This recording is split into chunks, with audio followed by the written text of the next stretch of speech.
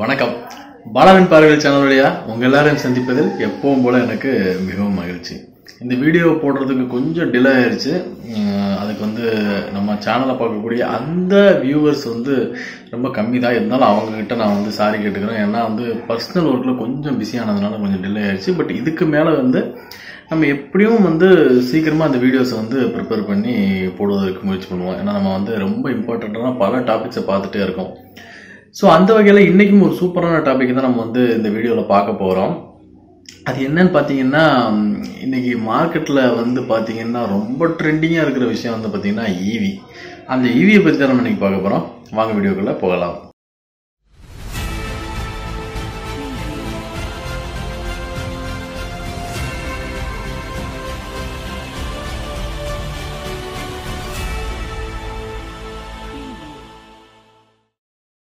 நான் ஏற்கனவே இன்டர்வியூல சொன்ன மாதிரி இன்னைக்கு ஈவியை பத்தி பார்க்க போறோம்.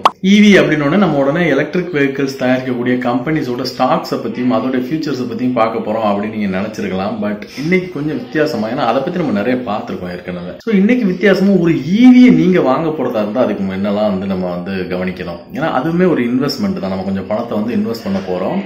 ஸோ அந்த இன்வெஸ்ட்மெண்ட் பிரயோஜனமா இருக்கிற அளவுல நம்ம எப்படியெல்லாம் செய்து கொள்ள வேண்டும் அப்படிங்கிறத இன்னைக்கு நம்ம பார்க்க போறோம்.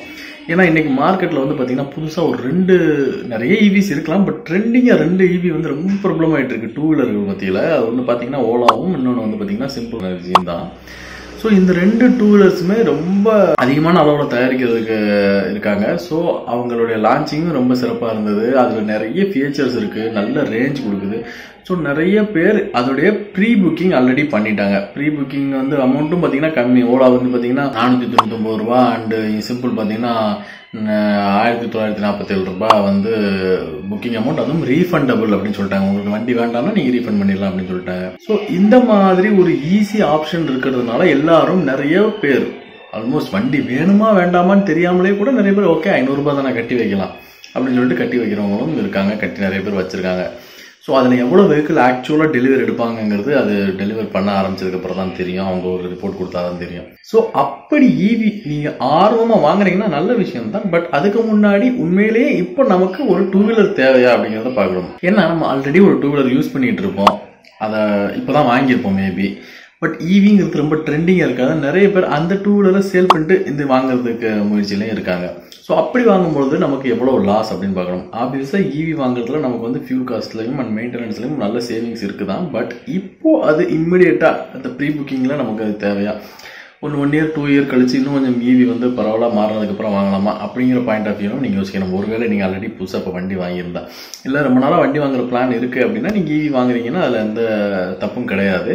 பட் அப்படி வாங்குறதுக்கு முன்னாடி முதல்ல நம்ம பார்க்க வேண்டிய விஷயம், நாம் இருக்கக்கூடிய அந்த சுற்று வட்டாரத்தில் அந்த ஈவிக்கு அந்த பர்டிகுலர் நீங்கள் வாங்க போகிற அந்த பிராண்டுக்கு சர்வீஸ் எந்த லெவலில் இருக்குது அப்படின்னு தெரியணும். ஏன்னா அது ரொம்ப புதுசு, மார்க்கெட்டுக்கு ரொம்ப புதுசுங்கிறதுனால நம்மகிட்ட ஆல்ரெடி இருக்கிற மெக்கானிக்ஸ், நம்ம வீட்டு பக்கத்தில் இருக்கக்கூடிய மெக்கானிக்ஸுக்கு இது எப்படி பார்க்கணும்னு தெரியாமல் இருக்கும்.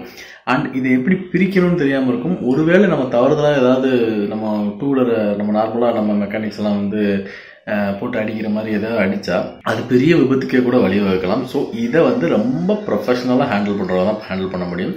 ஸோ அப்படி ஹேண்டில் பண்ணுறவங்க நம்ம லொக்காலிட்டியில் இருக்காங்களா அப்படிங்கிறத நம்ம ஃபஸ்ட்டு பார்த்துக்கணும். நம்ம ஏதோ ஒரு ஊரில் சாதாரண ஒரு 2 டயர் 3 டயர் சிட்டியில் இருந்துக்கிட்டு எனக்கு ஈவி வேணும்னா கிடைச்சிடும். பட் அதை மெயின்டைன் பண்ண முடியாமல், ஒரு சர்வீஸுக்கு போக முடியாமல் நம்ம லாக் ஆகிடக்கூடாது. ஸோ முக்கியமாக முதல்ல பார்க்குறது, நீங்கள் இருக்கக்கூடிய லொக்காலிட்டியில் சர்வீஸ் ஃபெசிலிட்டி இருக்கா அண்ட் ஃபாஸ்ட் சார்ஜிங் ஆப்ஷன் இருக்கா நீங்கள் வாங்கக்கூடிய வண்டியில். ஏன்னா நம்ம வீட்டில் ஒரு நாள் ஃபுல்லாக சார்ஜ் போட்டு நம்ம எடுத்துகிட்டு போயிடலாம், ரொம்ப ஈஸி தான். பட் இடைவெளியில் நமக்கு ஒரு சார்ஜ் போடணும், இல்லை நம்ம எங்கேயாவது அவசரமாக எடுத்துகிட்டு போகிறதுக்கு சார்ஜ் போடணும், சார்ஜ் இல்லை அப்படின்னா ஃபாஸ்ட் சார்ஜிங் ஆப்ஷன் அந்த வண்டியில் இருக்கா, நமக்கு சார்ஜிங் ஸ்டேஷனில் இருக்கா இல்லையாங்கிறது ரெண்டாவது. பட் அந்த வண்டியில் அந்த ஆப்ஷன் இருக்கான்னு பார்க்கணும். ஏன்னா நிறைய நம்ம சாதாரணமாக ஒரு ஸ்மால் ஸ்கேலாக தயாரிக்கக்கூடிய அந்த ஈவிஸ்லாம் பார்த்தீங்கன்னா அந்த DC to DC fast charging options கிடைக்கிறது இல்லை. ஸோ அந்த மாதிரி ஃபாஸ்ட் சார்ஜிங் தான் நமக்கு இன்னும் ஆடட் அட்வான்டேஜாக இருக்கும். அடுத்த விஷயம் என்னன்னு பார்த்தீங்கன்னா, நம்மள பெரும்பாலான பேர் பார்த்தீங்கன்னா இப்போ பெரிய சிட்டியில் இப்போ சென்னை எடுத்துக்கோங்க, பெரும்பாலான பேர் நம்மள ரெண்டலில் தான் இருந்துட்டு இருப்போம். ஸோ ரெண்டலில் ஒரு அப்பார்ட்மெண்ட்டில் இருப்போம். அந்த அப்பார்ட்மெண்ட்டில் சார்ஜிங் கீழே, அதாவது நீங்கள் பார்க்கிங்கில் சார்ஜிங் இருக்கிறதுக்கான வாய்ப்புகள் குறைவு. ஸோ அந்த மாதிரி இருக்கிற இடத்துல நம்ம எப்படி டூ வீலரை சார்ஜ் பண்ண முடியும்? உதாரணத்துக்கு ஓடாவில் பார்த்தீங்கன்னா ரிமூவபிள் பேட்டரி கிடையாது அப்படின்னு சொல்லிட்டாங்க. ஏர்டெல்லையும் ரிமூவபிள் பேட்டரி கிடையாது. ஸோ இப்போ 2 வண்டியை நீங்கள் சார்ஜ் பண்ணணும்னா எங்கே போய் பண்ணுவீங்க? ஒன்லி அவங்களோட சார்ஜிங் ஸ்டேஷன் தான் பண்ண முடியும். ஒருவேளை நான் வீட்டில் பண்ணணும்னு நினச்சேன்னா பண்ண முடியாது. ஸோ அந்த மாதிரி இருக்கிற இடத்துல ரிமூவபிள் பேட்டரி ஆப்ஷன் இருந்தால் ஒருவேளை நம்ம அதை எடுத்துகிட்டு போய் நம்ம வீட்டில் வச்சு சார்ஜ் பண்ணிட்டு நம்ம ஃப்ளாட்லேருந்து கீழே கொண்டு வந்து திரும்ப வண்டியில் போட்டு ஓட்டலாம். இங்கேயும் ஒரு சின்ன பிரச்சனை இருக்குது. இந்த எலக்ட்ரிக்கல் வெஹிக்கிள்ஸில் யூஸ் பண்ணக்கூடிய பேட்டரி வந்து பார்த்தீங்கன்னா லித்தியம் அயான் இல்லைனா லித்தியம் ஃபெரஸ் பாஸ்பேட் இந்த மாதிரியான லேட்டஸ்ட் டெக்னாலஜி பேட்டரி தான் யூஸ் பண்ணுறாங்க. இதில் எவ்வளவு எஃபிஷியன்சி இருக்கோ அதே அளவுக்கு இதில் ஒரு அளவுக்கு ஒரு பெர்சன்டேஜ் ஆபத்தும் இருக்குது. நீங்கள் அந்த பேட்டரி தூக்கிட்டு போகும்பொழுது ஒரு வேளை கீழே போட்டுட்டீங்க அப்படின்னா ஒரு ஹைட்லேருந்து விழுகுது, அந்த பேட்டரி ஓப்பன் ஆகுதுன்னா அது ஃபயர் ஆகிறதுக்கும் சான்சஸ் இருக்குது. ஸோ நம்ம செல்ஃபோன் பேட்டரி நம்ம நிகழ்வில் பார்க்குறோம் இல்லையா, ஃபயர் ஆகிடுச்சு அந்த மாதிரி. ஸோ ஒரு ஷார்ட் சர்க்யூட் ஆச்சுன்னா இது எப்படி அந்த பேட்டரி ஹேண்டில் பண்ணணும்னு நமக்கு தெரியாது. ஒரு வேளை பிளாஸ்ட் ஆச்சு அப்படின்னா நமக்கு ஒரு பெரிய சேதத்தை வந்து அதை விளைவிக்கக்கூடும். ஸோ ரிமூவபிள் பேட்டரிலையும் இந்த ஒரு பிரச்சனை இருக்குது. ஸோ ஈவியில் சால்வ் பண்ண வேண்டிய பசில்ஸ் நிறைய இருக்குது. ஸோ ஒன்று ஒன்றா அவங்க கரெக்ட் பண்ணும்பொழுது தான் மக்கள் வந்து அதை எளிதாக பயன்படுத்தி கொண்டு வர முடியும். அடுத்தது முக்கியமான விஷயம் என்ன அப்படின்னு பார்த்தீங்கன்னா இந்த ரேஞ்சு. ஸோ நம்மளுடைய தேவை என்ன, நம்ம ரொம்ப லாங் போகிறவங்களா இருக்கோம் அப்படின்னா இப்போதைக்கு அவாய்ட் பண்ணுறது நல்லது. ஏன் அப்படின்னா சார்ஜிங் ஸ்டேஷன்ஸ் நல்லா வந்ததுக்கப்புறமா நம்ம அந்த ஆப்ஷனை செலக்ட் பண்ணிக்கலாம். இல்லை அப்படின்னா நம்ம ஒரு பதப்பிலேயே போகிற மாதிரி இருக்கும். எப்படா இது சார்ஜ் காலியாகும், எங்கே சார்ஜ் போட ஆப்ஷன் இருக்குது, எங்கே போய் சார்ஜ் பண்ணலாம், இந்த பெட்ரோல் பங்கில் கேட்கலாமா, அவங்க வீட்டில் கேட்கலாமா, இந்த மாதிரி நமக்கு பல கன்ஃபியூஷன்ஸ் மைண்டில் ஓடிட்டே இருக்கும். ஒரு பீஸ் ஆஃப் மைண்ட் இருக்காது. ஸோ சார்ஜிங் நான் வந்து லோக்கல் சிட்டிக்குள்ளே தான் சுற்ற போகிறேன் அப்படின்னா நீங்கள் தாராளமாக அந்த ரேஞ்ச் வந்து கம்மியாக இருந்தாலும் பரவாயில்ல, அதை செலக்ட் பண்ணிக்கலாம். நம்ம வந்து அடிக்கடி வெளியூர் போகிறோம் இல்லை மார்க்கெட்டிங்கில் இருக்கும் அப்படிங்கிற பட்சத்தில் நம்ம ஒரு அவசரத்துக்கு பயன்படுத்தும் பொழுது இன்றைக்கி நிலைமைக்கு அதுக்கான இன்ஃப்ராஸ்ட்ரக்சர்ஸ் இன்னும் டெவலப் ஆனால் நமக்கு அது யூஸ்ஃபுல்லாக இருக்கும். ஸோ அடுத்த விஷயம் என்ன அப்படின்னு பார்த்தீங்கன்னா இப்போ ஒரு வேளை வெள்ளம் வருதுவீங்க, அவங்க சொல்கிறாங்க எல்லாருமே எங்களுடைய மோட்டார் வந்து பார்த்திங்கன்னா வாட்டர் ப்ரூஃப் தான். ஸோ அவங்க வந்து அதுக்கு ஐபி ரேட்டிங்லாம் கொடுக்குறாங்க, நல்ல விஷயந்தான்.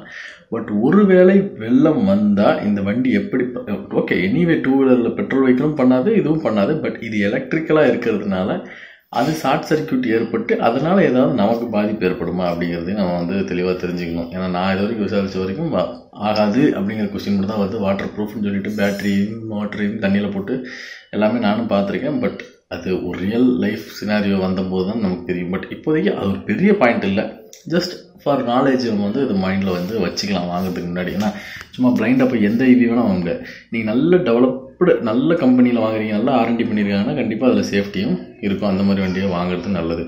கடைசியாக நம்ம இன்வெஸ்ட் பண்ண போகிற பணம், மிகப்பெரிய பணம் வந்து இதில் இன்வெஸ்ட் பண்ணி ஆகணும். ஏன்னா ஈவியோடைய மார்க்கெட் பூமாக ஆரம்பித்த உடனே எல்லா கம்பெனிஸும் அவங்களுடைய ப்ரைஸஸை இன்க்ரீஸ் பண்ண ஆரம்பிச்சிட்டாங்க.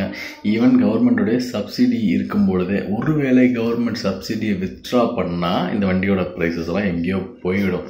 ஸோ அரசாங்கம் அந்த மாதிரி பண்ண மாட்டாங்கன்னு நம்புகிறேன். ஸோ எல்லாருமே ஈவி வாங்கி பயன்படுத்த ஆரம்பிக்கும் பொழுது நமக்கு வந்து கண்டிப்பாக அது பொல்யூஷன் கண்டிப்பாக குறையும். ஸோ அந்த ஆப்ஷனை கண்டிப்பாக கவர்மெண்ட் வந்து நமக்கு சப்போர்ட் பண்ணி தான் ஆகணும்.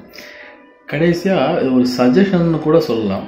ஒருவேளை நம்ம ஈவி வச்சுருக்கோம் அப்படின்னா அதுக்கான எலக்ட்ரிசிட்டி வந்து நம்ம வந்து வெளியிலேருந்து எடுத்தாலும் ஆப்வியஸாக அது வந்து பொல்யூஷன் ஏற்படுத்தி தான் தயாரிக்கிறாங்க. ஸோ உங்களால் முடிந்தால் நம்ம வீட்டில் சோலார் பயன்படுத்தி அந்த சோலாரில் இருந்து வரக்கூடிய கரண்ட்டை நம்ம ஈவியை சார்ஜ் பண்ணுறது மூலம் நம்ம ஜீரோ பொல்யூஷன் ஏற்படுத்துகிற ஒரு எனர்ஜி சைக்கிள்குள்ளே நம்ம வந்து நுழைவோம். ஸோ அது நம்ம இந்த சொசைட்டிக்கு நமக்கு பின்னாடி வரக்கூடிய சந்ததிகளுக்கு செய்யக்கூடிய மிகப்பெரிய உதவியாக இருக்கும். இன்றைக்கி நமக்கு அது ஒரு பெரிய விஷயமாக தெரியாமல் இருக்கலாம், பட் ஃப்யூச்சரில் அது ரொம்ப பெரிய விஷயமா இருக்கும். ஸோ இன்றைக்கி இந்த வீடியோ உங்களுக்கு பிடிச்சிருந்தா உங்கள் ஃப்ரெண்ட்ஸுக்கும் பிடிக்கும்னு நினச்சிங்கன்னா அவங்களையும் பார்க்க சொல்லுங்கள். நம்ம சேனலை வந்து ஃபஸ்ட் டைம் பார்க்குறீங்கன்னா சப்ஸ்கிரைப் பண்ணி பெல் ஐக்கனை தட்டி விடுங்க. மீண்டும் ஒரு சூப்பரான வீடியோட உங்களை வந்து சந்திக்கும் வரை உங்களிடமிருந்து விடைபெறுவது உங்கள் பாலா.